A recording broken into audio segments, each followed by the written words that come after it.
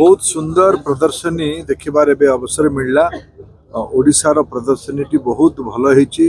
एଠିକାର handloom handicraft अन्यान्य उपकरण गुड़िक विषय ओडिशार कला संस्कृति माणबसा ओषा महाप्रभु जगन्नाथ विभिन्न पर्यटन स्थली पुरीर सैंड आर्ट ये सबू गोटे एकाठी गोटे बास्केट रे ही ओडिशा को देखेबार जो प्रयास राज्य सरकार तरफ रही बहुत ही प्रशंसनीय बहुत उच्च कोटीर प्रदर्शनी होती। जो जातीय स्तर अन्य राज्यर भारतीय संस्कृति जो प्रदर्शनी होती ये भी बहुत आधुनिक होती। टेक्नोलोजी माध्यम भारतर सभ्यता को अभिव्यक्ति करिबार ये गोटे अभिनव प्रयास भारत सरकार तरफ विभिन्न विभाग तरफ आयोजन कर तो अनुरोध करी ओडिशा सरकार ये प्रदर्शनी को आगामी 2-3 दिन पर्यंत ये रखंतु। मु ओडिशार सबू नुआ पीढ़ीर बंधु मान को मु आह्वान करुच्ची समस्ते ये जो प्रवासी भारतीय दिवस अवसर रे उत्सव अवसर रे जो प्रदर्शनी लगाई एटा आम ओडिशार महान परंपरा को भारतर महान संस्कृति को लोकलोचन को आनिमार गोटे अभिनव प्रयास समस्ते या आसिकी निजर संस्कृति सह जोड़ी हवा निजर सभ्यतार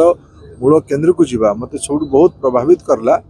ये गोटे मैप अच्छी जो मैप रे हमर कलिंगर आम ओडिशार नौ वाणिज्य करुवा नाविक माने वणिक माने किमती उत्तरा पवन रे उत्तरा पश्चिम पवन रे सिंहल पर्यंत आज श्रीलंका पर्यंत जाउथिले सेठु पुणी ताकू प्रभावित देखिए जावा सुमात्रा बर्नियो बाली से बाली यात्रार ना कराई सेठु पुणी किछि मास परे फेरुथिले सही रास्ता रे जो रास्ता रे जाउथिले तार गोटे चित्र सेठी स्थापित करा जायछि। हमर तो धारणा थे आम बोधे ओडिशा वाला यू सीधा पलैथिले बालियाड़े किंतु सेते बेले पाल टणा जहाज रे हमर व्यवसायी माने हमर वणिक माने हमर इंजीनियर्स माने जो माने सेते बेले ये शिपिंग करुथिले से माने आजिर को भल शिपिंग इंजीनियर टू कम नुहंती ये सब देखबार गोटे बहुत सु अवसर मिलला। वही भारतर आस्थार प्रतीक आमर प्रिय नेता माननीय नरेंद्र मोदी को ओडिशा तरफ कृतज्ञता जनाऊँगी अवसर देथिबारु।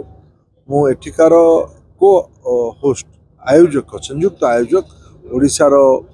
सरकार और यार मुख्यमंत्री माननीय मोहन माझी को अशेष अशेष धन्यवाद दूची। ये प्रकार आयोजन से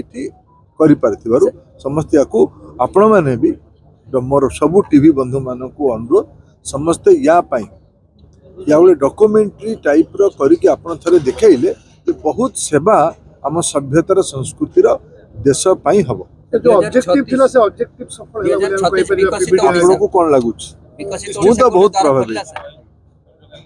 ये प्रधानमंत्री नरेंद्र मोदी बहुत सूक्ष्मता सह अनेक सूक्ष्मता सह काली मत प्रदर्शनी रे तो भाई मैंने कहले प्रधानमंत्री माणबसा ओषा पाखे रही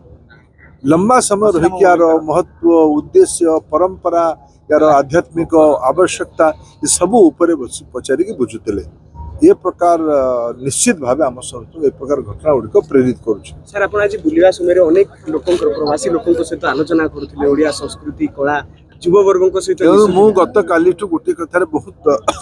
आत्मविभोर होते समस्त पचार केमती लगुच समस्त कहते बहुत बढ़िया विशेष कर ओडिया लोक मैंने बहुत भल